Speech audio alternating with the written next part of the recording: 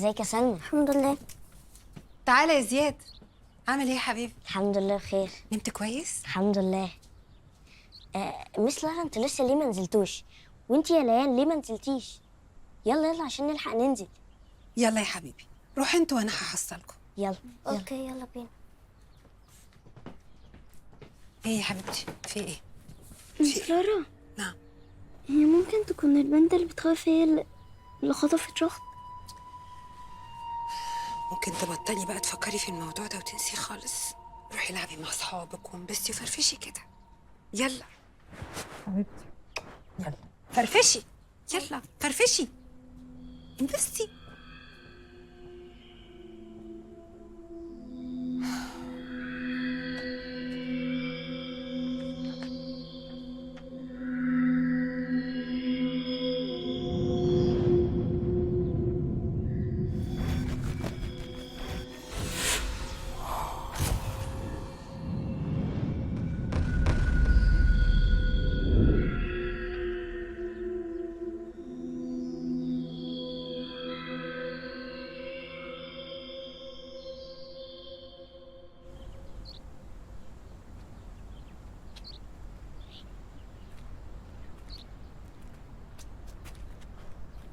انت كنت بتسألني ليه على البيت المهجور؟ ما سألش ليه؟ من اسمه البيت المهجور. انت مالك هو وماله مال اللي فيه؟ يحكي. أنا بحب أسمع الخرافات دي. خرافات. الخرافات دي حقيقة وبنعيشها. البيت ده أطول من عمري وعمرك. أبوي الله يرحمه كان يقول لي البيت ده كان مليان عمار وفرح ومحبة، لحد ما جت ست في يوم وعايزة تتجوز البيه، والبيه مش عايز. راحت حملت تعويذة، حضرت الجان، حضرت اللي ما يتحضرش، تعويذة ملك الجان. ومن يومها الجنية والتعويذة والجان سكنوا البيت يا دكتور، سكنوا. صاحبة البيت المسكينة كل يوم عيه ومرض، وكل ما تحبل تسقط. ماتت من الألم والحزن، والبيت بقي ملك نفسه، ما حدش بيدخل. هي الحدوتة. غريبة أوي. يعني هما ما عندهمش عيال؟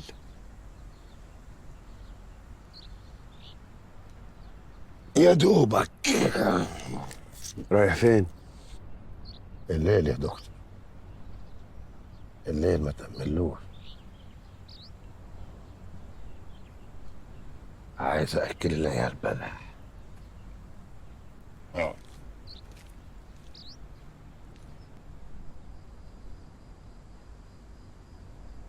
سألتني عن علاقتي بالميتافيزيكس أو الماورائيات. أنا والدي كان دارس علوم طاقة وكان بيشتغل بيها، وطبعا أنا عارفة إن في ناس كتير جدا مش مقتنعة بعلوم الطاقة دي ومش مصدقاها، بس هو كان مصدقها وساعد ناس كتير جدا وعالجهم بيها. والعلاج ده كان له علاقة بالأمراض النفسية والعصبية والحاجات اللي زي كده. بس اللي انت بتقوليه ده ملوش علاقة خالص بالمارائيات. أيوة أنا عارفة، بس بابا من خلال شغله ده كان بيعرف ناس كتير جدا روحانيين وكانوا بيعالجوا بروحانيات، وكانوا بيقدروا يشوفوا الناس اللي شبههم أو اللي زيهم. بقول لك إيه، مش مهم الكلام ده، انسى اللي أنا قلته. دكتور خيري، من ساعة رغد ما تعبت وجبتها لك العيادة وأنا بحاول أسأل نفسي أو ألاقي تفسير للي بيحصل ده، يمكن تكون في تفصيلة عدت عليا وأنا ما خدتش بالي منها، خصوصا إنها قالت لي إنها بتشوف حاجات بتخوف.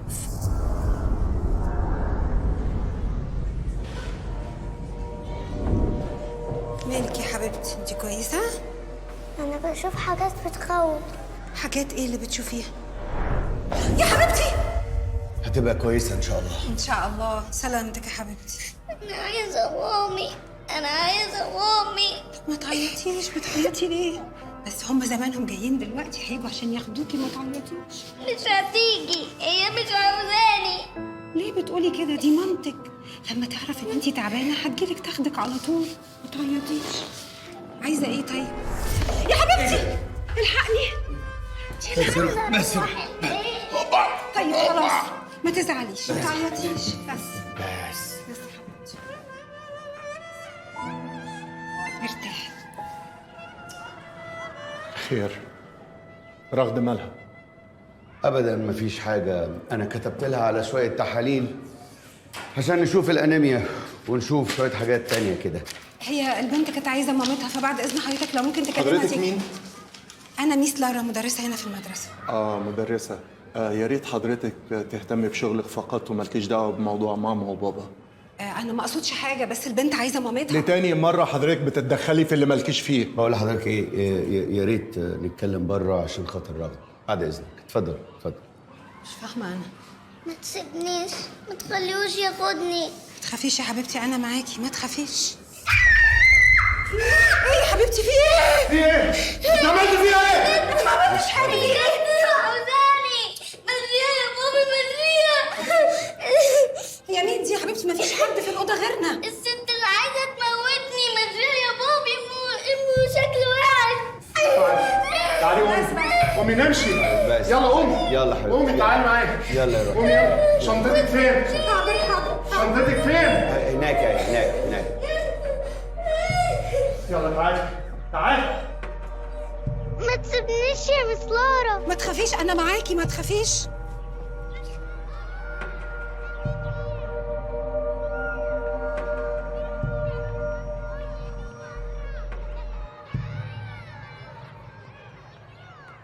ما تسيبنيش، ما تسيبنيش يا مس لارا.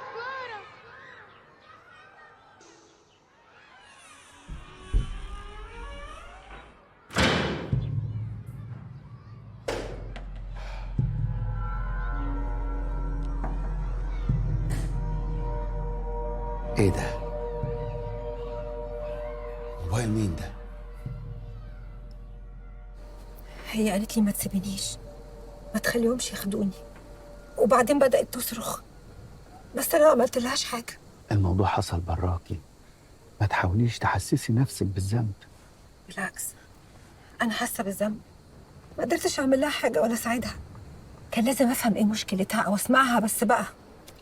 محدش مننا فاهم اي حاجه لغايه دلوقتي، وبعدين الموضوع كله جه مفاجئ. اهم حاجه دلوقتي ان انت تخلي بالك من عاصي، لان نفسيته تعبانه جدا. عندك حق.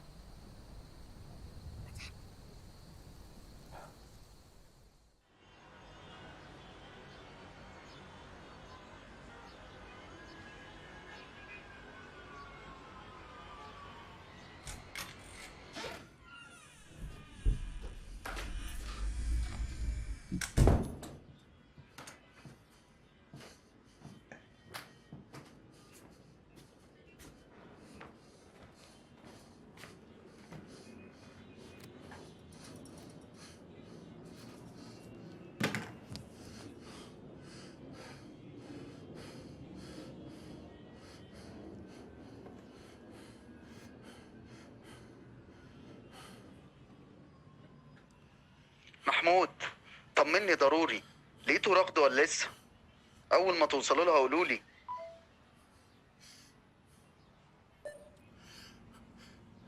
انا لسه راجع من القسم، ما عندهمش اي جديد، لسه ما لقوش البنت لحد دلوقتي.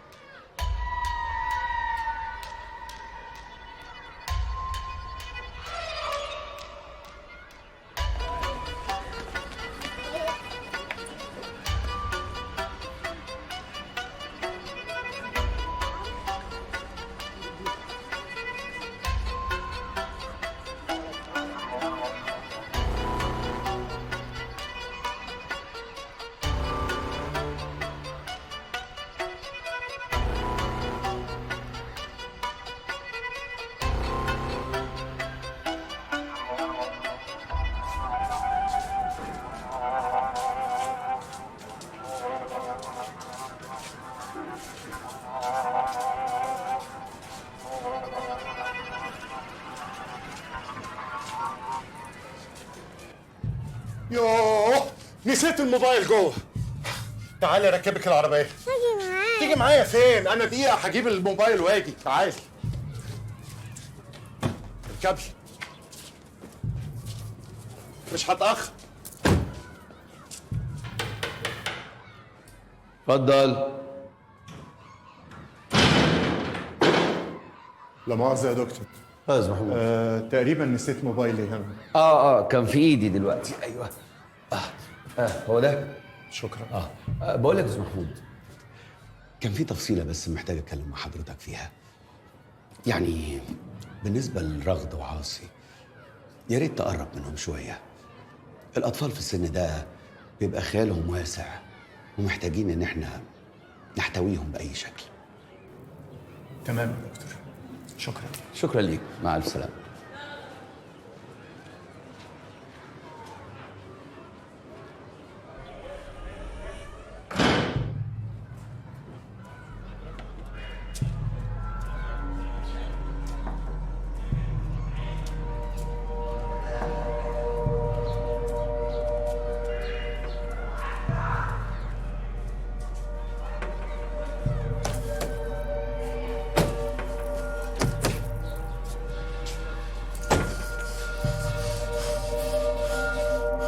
لو سمحت.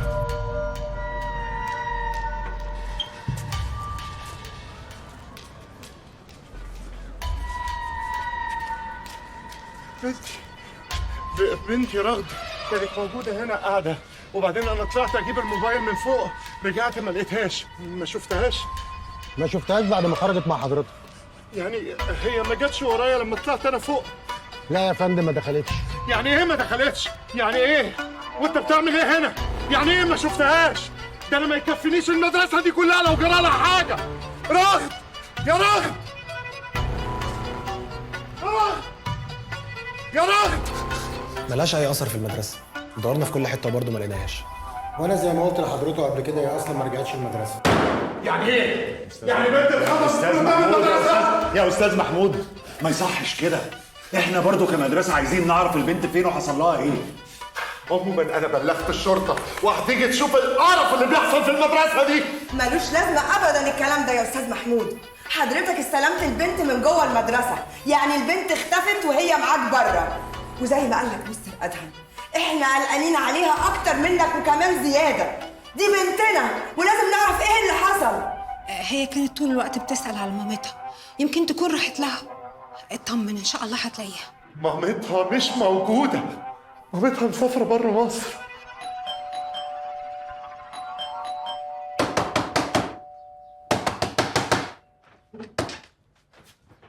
البنت فين يا محمود؟ راحت فين؟ اكيد معاملتك الزفت ليها اللي خلتها تطفش، ويا عالم بقى كنت بتجيب لها مين هنا في البيت؟ انا هدور عليها وهلاقيها، وانت مش هتشوف وشها تاني ابدا.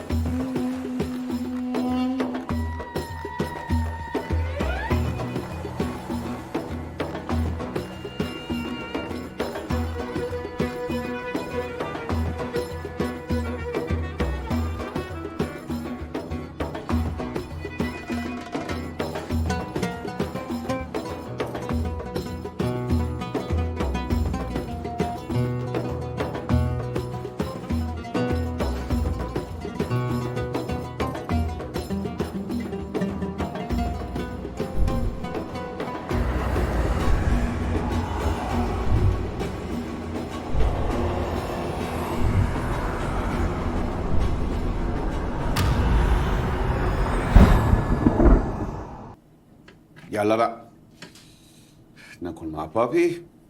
ها، عشان انا حاسس ان القمره بتاعتي مش قد كده، خاسه خالص. ها، فتحت اللعبه بتاعتك؟ عجبتك؟ ها، عجبتك اكيد.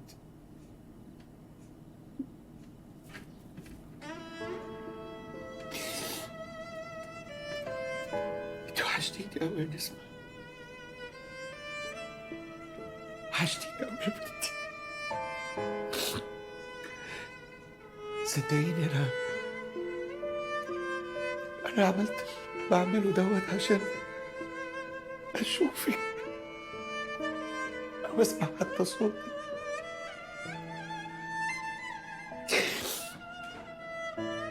كلهم بيقولوا لي خلاص انت رحت مني ومش هشوفك تاني، لكن قلبي بيقول لي لا. قلبي بيقول لي انك عايشه. ريح ابوك يا بنتي، ريح ابوك، خليني اشوفك. اسمع، عشان خاطري اعملي اي حاجه، اي حاجه، اي علامه تقولي انك موجوده جنبي عشان ارتاح، عشان ارتاح يا بنتي.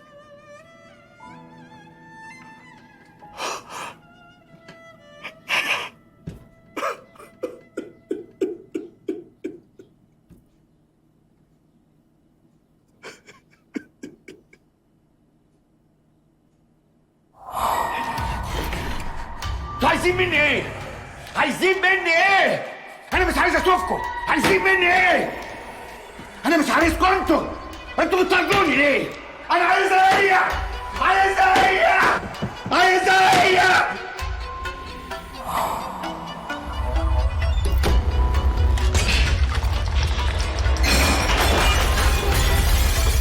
ابعدوا عني، ابعدوا عني، ابعدوا عني، ابعدوا عني، ابعدوا عني.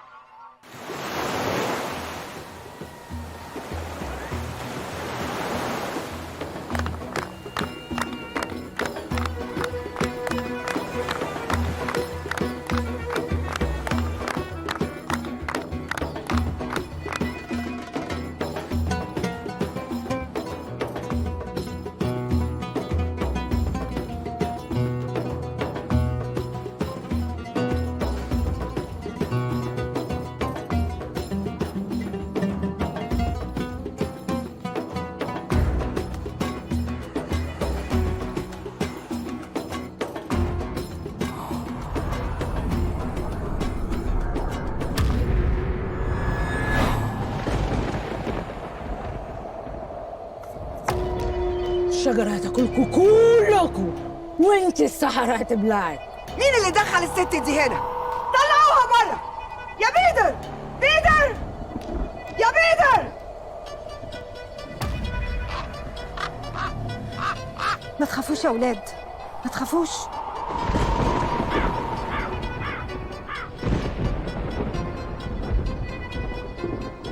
ايه حكايتها الست دي؟ وايه اللي جابها هنا؟ دي واحدة مكذوبة تطلع بالصحراء، بتلف طول الليل والنهار، محدش بيعرف تطلع امتى وبتطلع فين. شبه أبو فانوس. مين أبو فانوس ده؟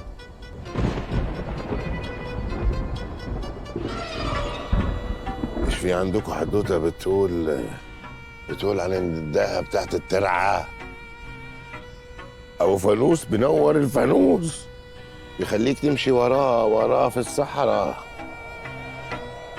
لحد ما الصحراء تبلعك. هنا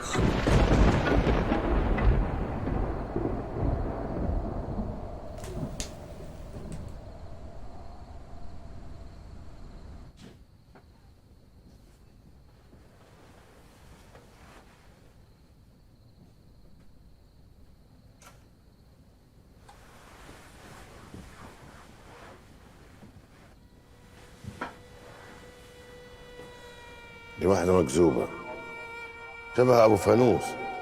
أبو فانوس بنور الفانوس، بيخليك تمشي وراه في الصحراء لحد ما الصحراء تبلعك. هنا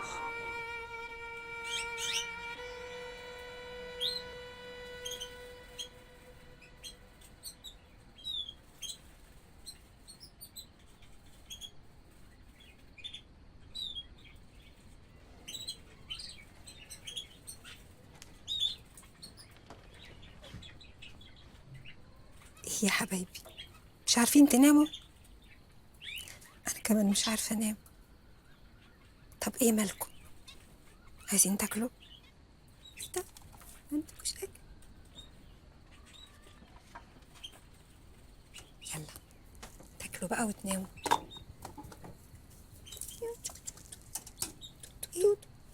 يلا ناموا بقى، مش عارفه انام من صوتكم.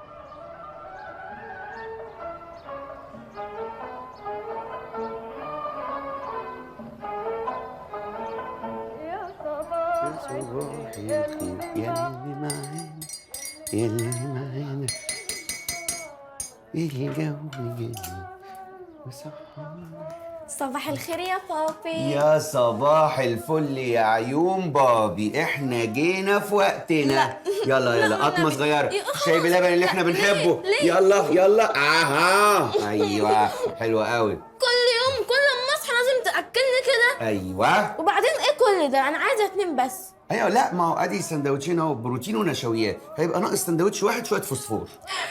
بابي اكيد مش هاخد سمك معايا المدرسه. لا يا حبيبتي هو مش سمك يعني، هو زي ما تقولي كده سندوتش تونه، ده هيخليكي بقى تصحصحي كده وتبقي اشطر واحده في حصه الماس. طيب حط وانا هروح البس بسرعه. خلاص يا حبيبتي روحي يلا. بقول لك استني بس، عايزك في حاجه مهمه جدا جدا جدا. اخر مره يلا هاي يلا استني تعالي اقول لك تعالي. اخر مره يلا افتح بقه يلي معانا يلي. على فكره انا اتكلمت مع ليان. نسمة شفتيها فين؟ نسمة مين؟ انا ما قلتش نسمة، بقول لك اتكلمت مع ليان وما وصلتش معاها لاي حاجه. على فكره البنت دي فيها حاجه غريبه.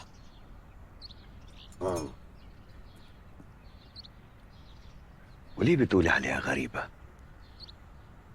بتقولي عليها مختلفه زيك. مختلفه زيي؟ ليه؟ هو انا عملت حاجه مش طبيعيه عشان تقول عليا اني مختلفه؟ انتي مختلفه بس ما بتحبيش تظهري ده. ومين قال لك بقى ان انا مختلفه؟ بلاش نلف وندور على بعض في الكلام. انا وانتي عارفين ان انتي مختلفه ومميزه قوي، بس خلاص طالما انتي مش عايزه تتكلمي ولا تفضفضي، خلاص يا ستي سرك كبير، انتي لا مختلفه ولا مميزه. انا انسانه طبيعيه، وكلمه مختلفه دي انا بهرب منها طول عمري، والاختلاف اللي عندي ده هو أسوأ حاجة حصلت لي في حياتي. ليه بتقولي كده؟ ساعات ربنا بيدي البني آدم هبة أو ميزة أو اختلاف، بيبقى الواحد في وقتها مش عارف الحكمة من الاختلاف ده ايه، وممكن الوقت يطول قوي ويا يعرف الحكمة يا ما يعرفهاش، لكن عمرها أبدا ما هتكون زي ما انت بتقولي أسوأ حاجة حصلت في حياتك. بالعكس دي هتبقى أحسن حاجة حصلت في حياتك، لأن ممكن الهبة أو الميزة اللي عندك دي هيجي يوم من الأيام وهتنقذك وتنقذ اللي حواليكي. خلاص اشرب الكاس بتاعك بقى فك. مش مختلفة خالص خالص خالص.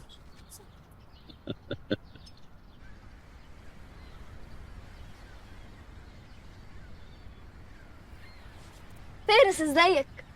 شكلك مش بتحب الدوشة. ايوه وانا كمان. انا نور. عارف اسمك. بحب الكتابة قوي على فكرة. انا عارف، مستر ادهم قال. طيب لو تحب نتكلم عن الروايات، انا بقرأ كتير جدا، وكمان عندي مكتبة كبيرة قوي في البيت. ممكن تاخد منها على فكرة الكتاب اللي تحبه. لا شكرا، مكتبة المدرسة كافية بالنسبة لي دلوقتي. طيب أسيبك تكمل قراية بقى، نبقى نتكلم في وقت تاني. باي باي.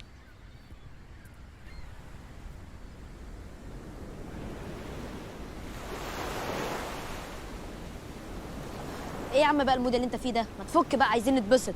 انا عارف انك زعلان، بس اكيد باباك بيدور عليها. ده مش بعيد ترجع البيت تلاقي باباك لقاها.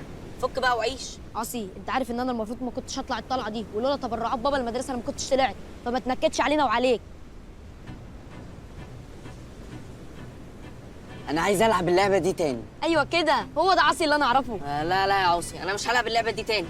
كان باين عليك انك خايف. مش خوف، بس اللعبه دي خطر ومش حلوه. هي كل اللي عاوزاه قلب جامد. انا ما خفتش، بس لما عملت سيرش لقيت اللعبه دي فعلا خطر. مش المفروض نعمل اي حاجه وخلاص وفي الاخر نلبس في الحيطه. بص يا حمزه، انا هلعبها عشان اسال فين رغد. قولي لي بقى يا حلوه، وانتي في البيت بتلعبي مع مين؟ حمزة. وانتوا بقى مع بعض في البيت بتحكوا بتقولوا ايه؟ عادي زي ما الاخوات بتتكلم يعني. يا سلام. الاخوات مش بيتكلموا كده اي كلام، الاخوات بيحكوا لبعض الحاجات اللي ما بيحكوهاش لاي حد، صح؟ على فكره اليونيكورن بتاعك ده عاجبني قوي، لذيذ. وايه ده اللي انتي رسماه بالقلم الاسود ده؟ لا دي كانت مجرد شخبطة. بعد اذنك يا مستر. اتفضلي. مجرد شخبطه؟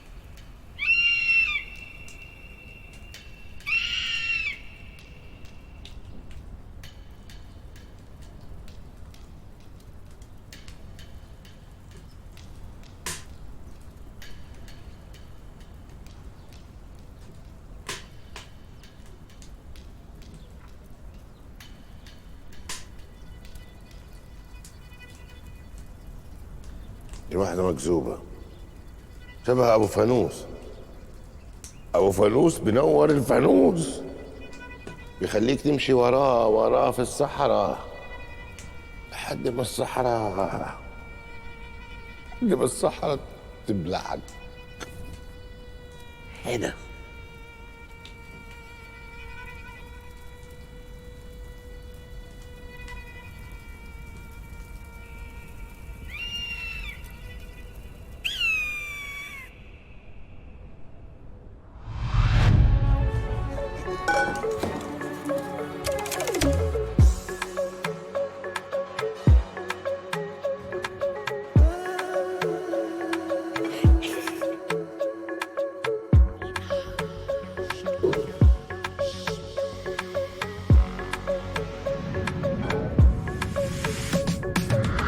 اللي انتوا عاملينه ده، وانا هلم وراكم كل البهدله دي؟ لا كده ما ينفعش، كده كتير. انا هقول لميس رحاب تلغي الانشطه من هنا. مفيش انشطه في المطبخ. مفيش انشطه في المطبخ.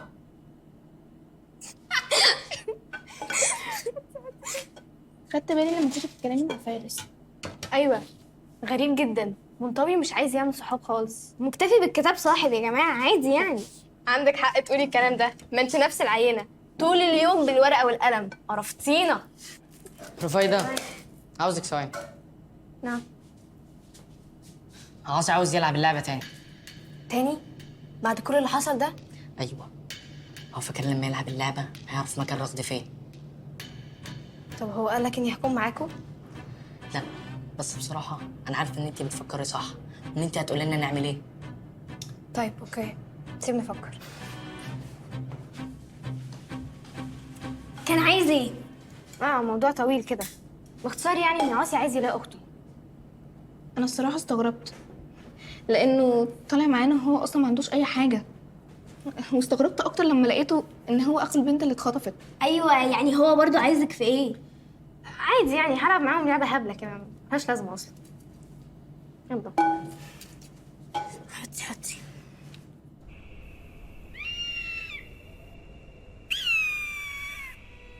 ليه خايفين منها؟ ما تخافوش، هي مش عايزاكي تاني. اطمنوا. عارفة انها بتخوفكم. حبايبي ما تخافوش ابدا، محدش هيقدر يعمل لكم حاجة طول ما انا موجودة.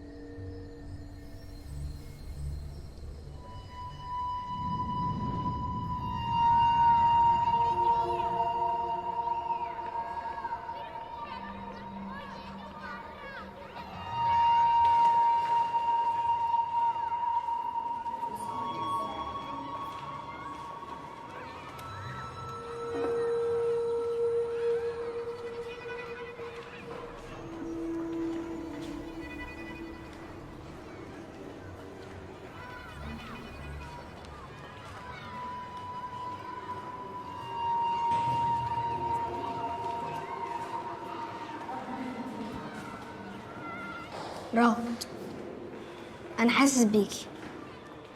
انا بحس بالحاجات الوحشه لما بتكون موجوده، بس مش بعرف اشوفها ازاي. انا فكرتك خفت مني.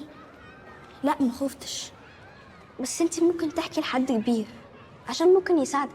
بس انا ما عنديش حد اقول له. قولي لعاصي. عاصي مش بيصدقني. اهم حاجه يا رغد انك ما تخافيش، بالذات لما يجي.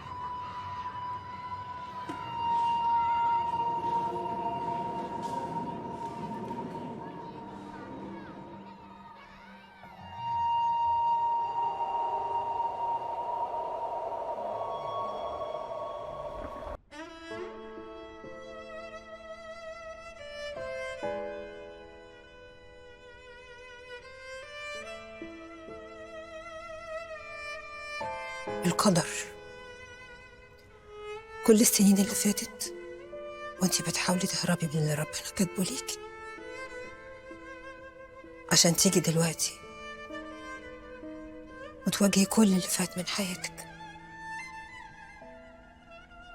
يا بابي عشان خاطري، مش انت بتحبني؟ هترضى صح؟ هترضى عشان بتحبني.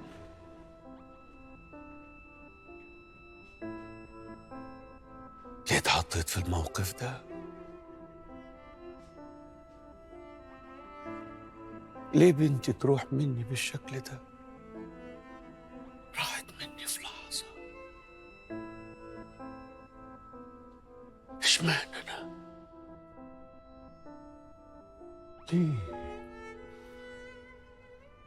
ليه انا امر بكل ده؟ استغفر الله العظيم. هتفضلي تسألي ليه أنا كده؟ وليه أنا مختلفة؟ وليه أنا غير كل الناس؟ وليه أتحط في موقف أفقد فيه أغلى اتنين لقلبي وبالطريقة دي؟ ليه؟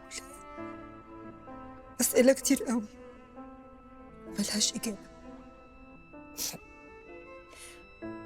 اخترتي تستخبي وتعيشي هربانة من الماضي، لكن دلوقتي الوقت اللي لازم تعرفي فيه إن ده نصيبك في الدنيا.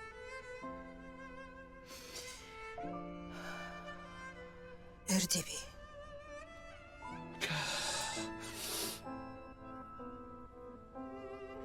الحياة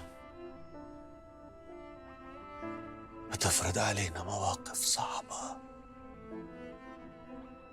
تفاصيلها صعبة أوي.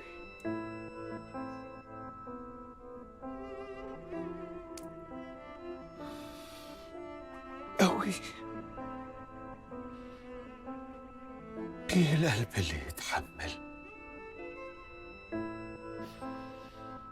إنه يتحرم من ضناه؟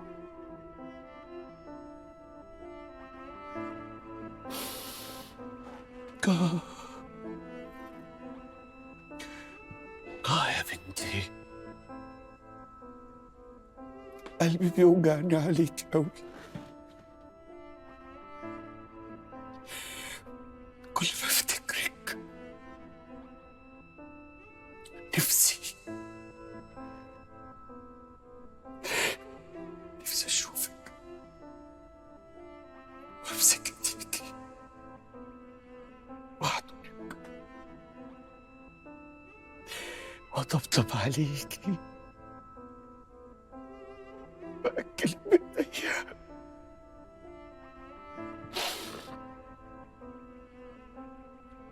الحياة بتفرض علينا طرق كتير مش عايزينها ولا كنا نتخيل ان احنا نمشي فيه.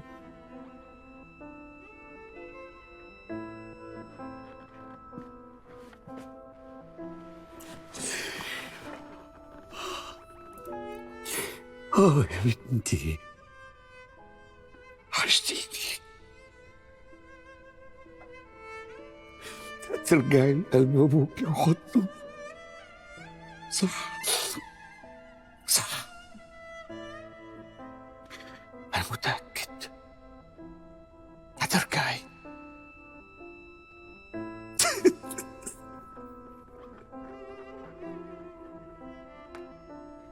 اللي نشوفه شر هو شايل جواه خير كبير، بس اللي يصبر ويحتسب ده عند ربنا. رغم وجع قلبي على فراقكم، إلا إني مؤمنة إن ده قدر، وقدر ربنا هو دايما خير ليا وليكم. ربنا يرحمكم يا حبيبي.